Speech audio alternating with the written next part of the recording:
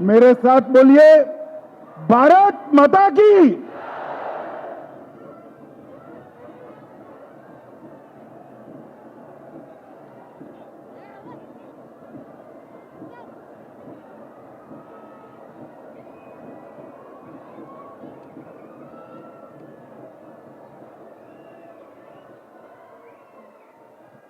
मेरे साथ बोलिए, भारत माता की। क्यों भाई, आप लोगों की आवाज को क्या हो गया है?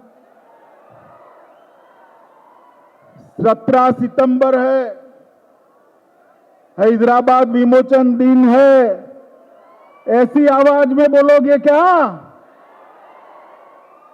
यहां से हैदराबाद तक और यहां से मराठावाड़ा तक आवाज जानी चाहिए। मेरे साथ दोनों हाथ उठाइए, मुट्ठी भींचे और प्रचंड आवाज से बोलिए, भारत माता की, भारत माता की। मंच पर उपस्थित हमारे भारतीय जनता पार्टी के अध्यक्ष, जिनकी प्रजा संग्राम यात्रा में मैं आज यहां पर आया हूं, आगे आइए संजय भाई, ऐसे श्रीमान संजय बंडी जी, मेरे दोस्त, मेरे मित्र और मोदी जी की कैबिनेट में मंत्री श्रीमान जी किशन रेड्डी जी, यहां के लोकप्रिय सांसद श्री अरविंद धर्मपुरी जी, हमारे दूसरे सांसद श्री स्वयं बापूराव जी, हमारे महामंत्री श्री तरुण चुग जी,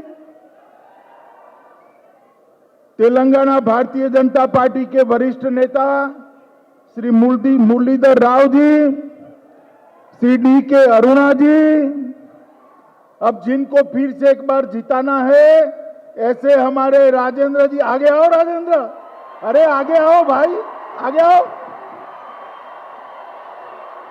जोर से ताली बजाइए।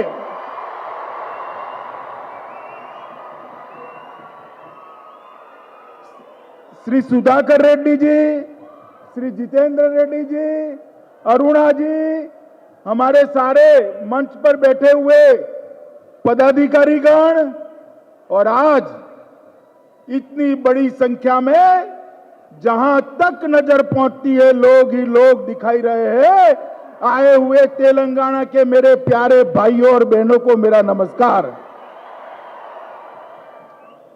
सबसे पहले मैं आज आप सभी को हैदराबाद विमोचन दिन का हृदय से शुभकामनाएं देता हूं। आज ही के दिन ये पूरा निजाम के शासन में रहा हुआ क्षेत्र तेलंगाना, बीदर और मराठावाड़ा, आज ही के दिन देश के महान सपूत सरदार वल्लभ भाई पटेल के पराक्रम के कारण 13 महीने के बाद आजाद हुआ था, 13 महीने के बाद आजाद हुआ। इसलिए आज का दिन एक महीनों में तेलंगाना के लिए स्वतंत्रता दिन भी माना जाता है मित्रों, स्वतंत्रता दिन भी माना जाता है। इसलिए मैं आप सभी को हृदय से शुभकामनाएं देना चाहता हूं। मित्रों, आज हमारे प्रिय प्रधानमंत्री सारी दुनिया में लोकप्रिय से लोकप्रिय नेता श्री नरेंद्र मोदी जी का जन्मदिन भी है। 10 तारीख से 7 तारीख से लेकर 17 तारीख तक भारतीय जनता पार्टी इसको सेवा दिन के रूप में भी मना रही है। आज पूरे देश के 130 करोड़ लोग मोदी जी के दीर्घायुष के लिए प्रार्थना करते हैं, उनको अभिनंदन देते हैं। मैं भी आप सबके साथ मिलकर ईश्वर से प्रार्थना करता हूं कि मोदी जी दीर्घायुष हो और देश को दुनिया में सर्वोच्च स्थान पर पहुंचाने में सफल हो। मित्रों, आज विश्वकर्मा दिन भी है। देश और दुनिया के सभी श्रमिक, सभी कारीगर विश्वकर्मा को मानते हैं और भगवान विश्वकर्मा की जयंती के दिन ही उनकी आराधना करते हैं। मैं इसलिए देश भर के सभी लोगों को विश्वकर्मा दिन की भी शुभकामनाएं देना चाहता हूं। मित्रों, आज के दिन ही निजाम की चुंगल से हमारा एक तेलंगाना स्वतंत्र हुआ था। आज के दिन ही सरदार पटेल का प्रख्यात पुलिस एक्शन और पोलो मिशन आज के दिन ही समाप्त हुआ था और आज पूरे देश को आजादी मिलने के 13 दिन बाद हमारे तेलंगाना को आजादी मिली थी, 13 महीने बाद। और आज मुझे कहते हुए बहुत हर्ष हो रहा है कि भारतीय जनता पार्टी ने उचित ही निर्णय किया है कि जब भी तेलंगाना में भारतीय जनता पार्टी की सरकार बनेगी, 2024 की बात कर रहा हूं मैं, 2024 में तेलंगाना में भारतीय जनता पार्टी की सरकार बनने वाली है। और तेलंगाना में भारतीय जनता पार्टी की सरकार बनने के बाद हम 17 सितंबर को राज्य के अधिकृत कार्यक्रम कर हैदराबाद विमोचन दिन को जंग चंग के साथ मनाएंगे। जो डरते हैं वो डरे। भारतीय जनता पार्टी नहीं डरती है मजलिस वालों से। हम नहीं डरते हैं। हम तुष्टीकरण की राजनीति नहीं करते हैं।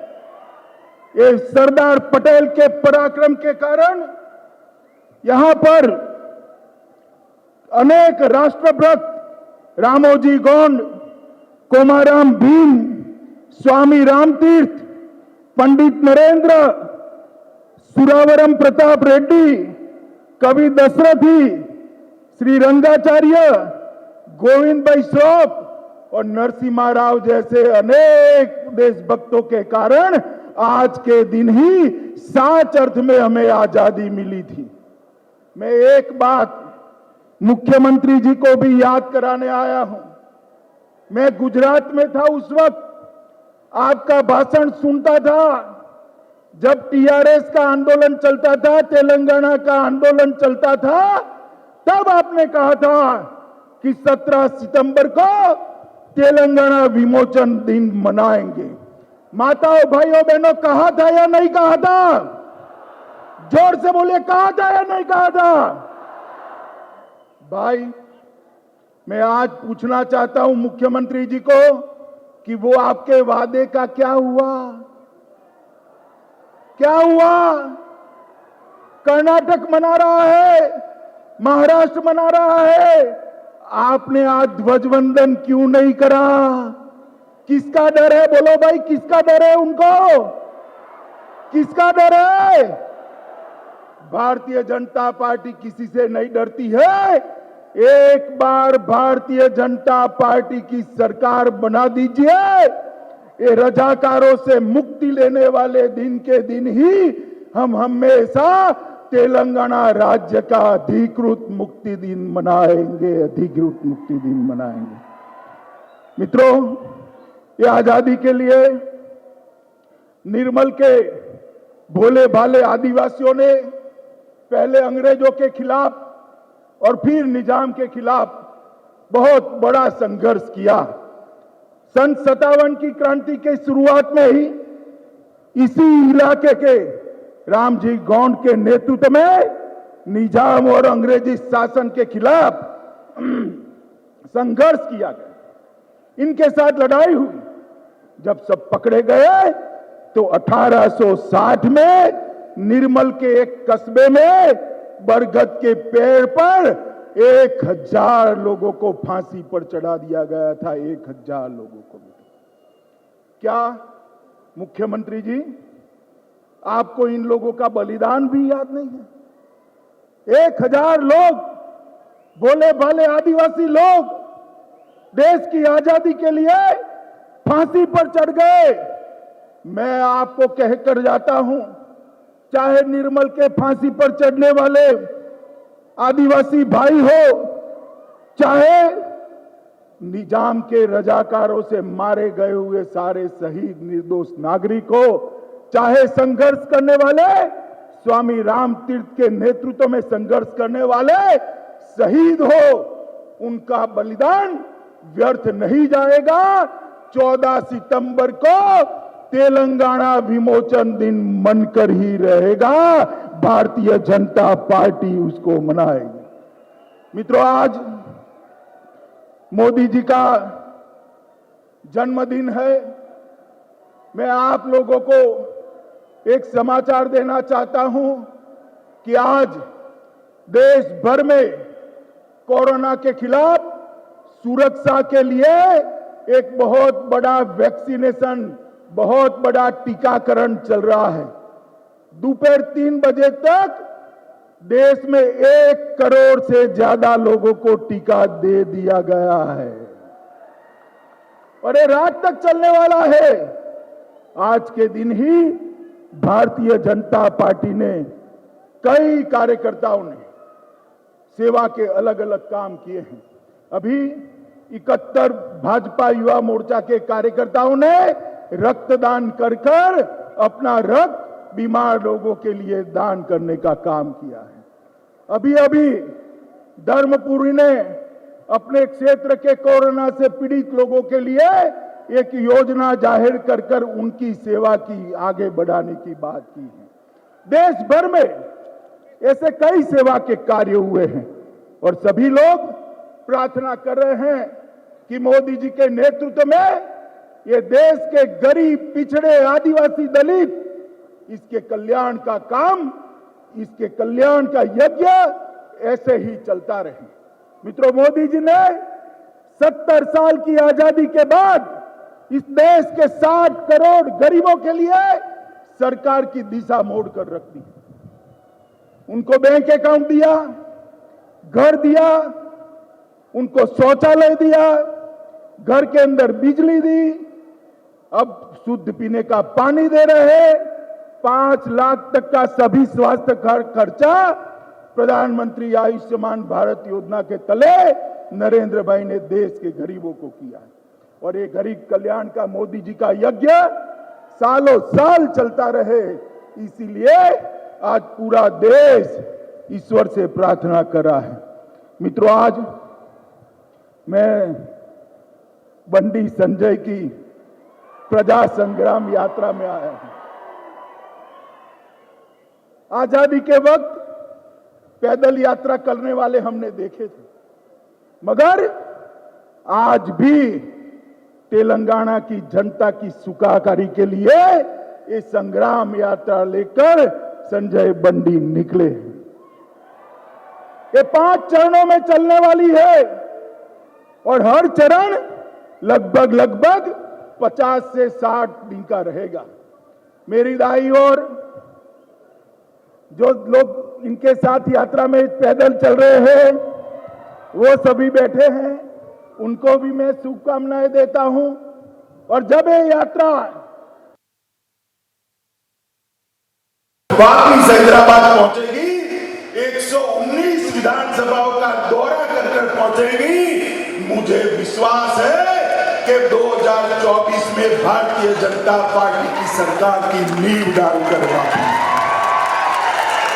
इन्होंने कहा कि प्रजा संग्राम यात्रा, ये संग्राम किस चीज के लिए है?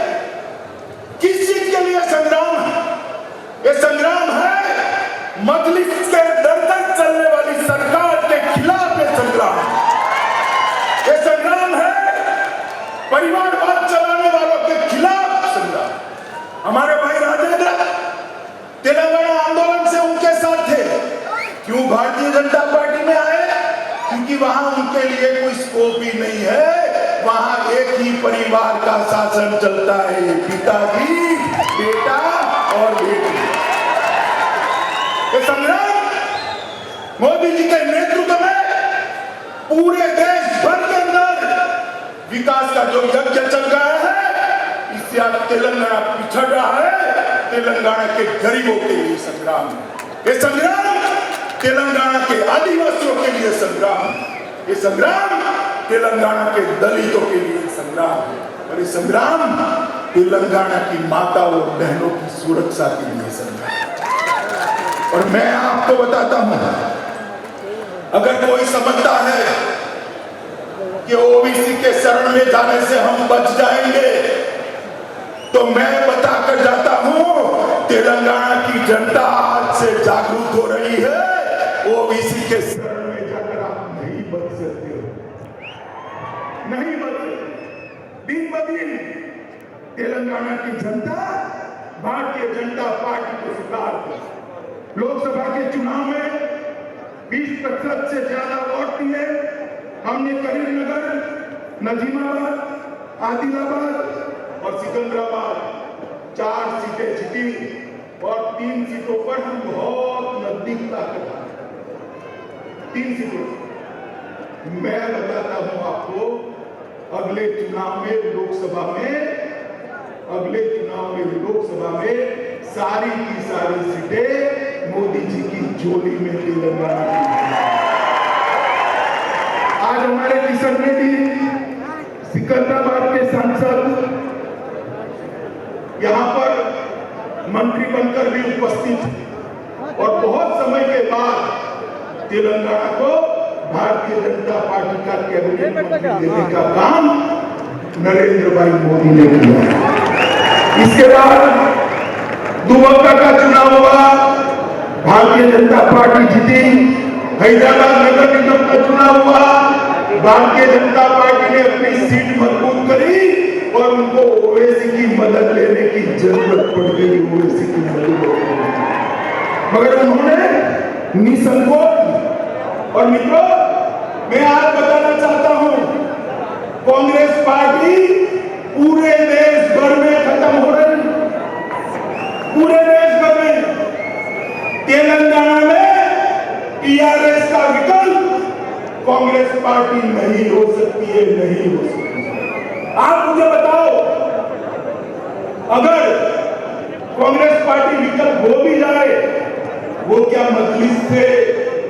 मजलिस के डर से यही करेगी ना जो ये कर रहे हैं? ये ओवैसी के खिलाफ लड़ सकते हैं क्या? ये रजाकार संस्कृति के खिलाफ लड़ सकते हैं क्या? मित्रों, केवल और केवल तेलंगाना का सम्मान भारतीय जनता पार्टी के अलावे कोई उजागर नहीं कर सकता। कोई। इसीलिए हमारे भाई संजय बंडी एक संग्राम यात्रा लेकर आए।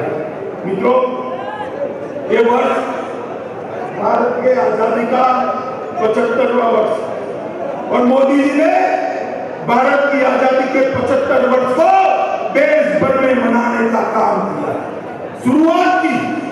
उसके पीछे उनका उद्देश्य है कि रामजी कौन और कोमाराम भीम जैसे हमारे अनजान योद्धाओं को फिर से हमारी युवा पीढ़ी जाने, पूरा देश जाने। इसलिए आजादी के 75 साल मोदी जी जोर शोर के साथ, आजादी के 75 साल भारत के सांस्कृतिक गौरव को पुनः प्रस्तावित करने के 75 साल, भारत की आजादी का लड़ाई का, भारत की आजादी के संग्राम का गौरव पुनर्जीवित करने के 75 साल की हमारी ये पेशकश 130 करोड़ लोगों को उनके हक, विकास पर समान हक मिले, इसके लिए आजादी के 75 साल मनाया जा रहा है। विश्व में भारत का स्थान सिरमौर हो, इसलिए आजादी के 75 साल होना है और भारत सुरक्षित है, समृद्ध बने, इसके लिए आजादी के 75 साल होना है। मित्रों, मैं इतना ही कहता हूं कि सरदार पटेल ने तेलंगाना को आजादी 17 सितंबर 1948 को दी, मगर तेलंगाना को सच्ची आजादी तभी मिलेगी जब मजलिस की बैसाखी के बगैर की सरकार तेलंगाना में। मुझे बताइए आप, अगले चुनाव के अंदर मजलिस की बैसाखी बगैर की सरकार बनाएंगे क्या? जोर से मुझे बनाएंगे, पीछे वाले नहीं बोलते, मुझे बनाएंगे। माताओं, भाई और बहनों, मजलिस की बैसाखी बगैर की सरकार केवल और केवल भारतीय जनता पार्टी बना सकती है। तेलंगाना के गरीबों का कल्याण करने वाली सरकार केवल और केवल मोदी जी के नेतृत्व में भारतीय जनता पार्टी बना सकती है। और परिवारवाद को मुक्त करने वाली, परिवारवाद से तेलंगाना को मुक्त करने वाली सरकार केवल और केवल भारतीय जनता पार्टी बना सकती है। विद्वान में यहाँ आया हूं तब इतना जरूर कहना चाहता हूं कि तेलंगाना के अंदर धर्म के आधार पर एक रिजर्वेशन है। आरक्षण धर्म के आधार पर कभी नहीं होना चाहिए। ये भारतीय जनता पार्टी की नीति है। धर्म के आधार पर दिए गए आरक्षण का हम विरोध करते हैं। ये संविधान सम्मत नहीं है, इसको तुरंत रद्द करना चाहिए। मित्रों, मैं आज यहाँ आया हूँ तब इतना ही कहना चाहता हूँ कि सरकार को चंद्रशेखर राव की सरकार है, उसका चुनाव क्या है आप मुझे बताओ, कार को कहीं जाते हैं या टीएम जाता है? कौन जाता है? टीएम जाता है ना। ये कार तो की है, चंद्रशेखर राव की है, मगर इसका मेरी ओवैसी के हाथ में कैसी गाड़ी तेलंगाना का भला कर सकती है क्या? कर सकती है क्या? मित्रों, मैं आज आपको इतना कहना चाहता हूं कि 1400 से ज्यादा, 370 से ज्यादा युवाओं का जीवन का अंत पुलिस फायरिंग में हुआ तेलंगाना राज्य के लिए, और 1400 से ज्यादा लोगों ने आत्महत्या की। हमने ऐसे तेलंगाना के लिए ये गौरव दिया था, आंदोलन किया था और बलिदान दिया था, जो तेलंगाना के गौरव को पुनः प्रस्थापित करे। मैं आज इस ऐतिहासिक दिन पर, हैदराबाद विमोचन दिवस पर, मोदी जी के जन्मदिन पर और विश्वकर्मा दिन पर आप सभी को वादा कर जाता हूं, एक बार भारतीय जनता पार्टी की सरकार बनाइए, हम यहाँ पर तेलंगाना के गौरव को हमेशा हमेशा के लिए प्रस्तावित करेंगे। आज मैं यहाँ आया हूँ इस वक्त संजय बंडी के नेतृत्व में हमारी सरकार, हमारी संग्राम यात्रा चल रही है और उसमें चुनाव तो जब आएगा तब आएगा, मगर 119 के 19 विधानसभाओं में भारतीय जनता पार्टी जन जागृति के लिए आगे बढ़ने वाली है। इसके पहले हमारे भाई राजेंद्र का चुनाव होने वाला है।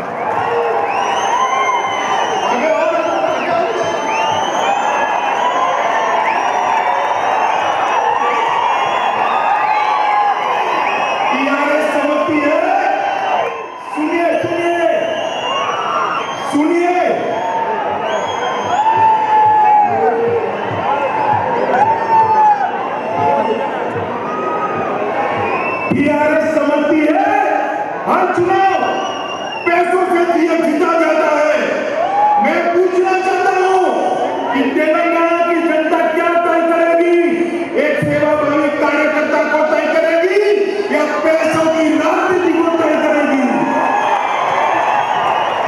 क्या राजेंद्र जी को जिताएंगे सर? जो सबने जिताएंगे, पैसों की राजनीति को अलविदा कहेंगे, परिवारवाद की राजनीति को अलविदा कहेंगे। 24 में तेलंगाना में भाजपा सरकार बनाएंगे, पक्का बनाएंगे, सभी सीटें मोदी जी की झोली में डालेंगे। तो मेरे साथ दोनों हाथ उठाइए, विजय के विश्वास की मुट्ठी पीछे संग्राम यात्रा को सफल करने का निर्णय करिए। प्रचंड आवाज से बोलिए, भारत माता की, भारत माता की, भारत माता की। वंदे वंदे वंदे।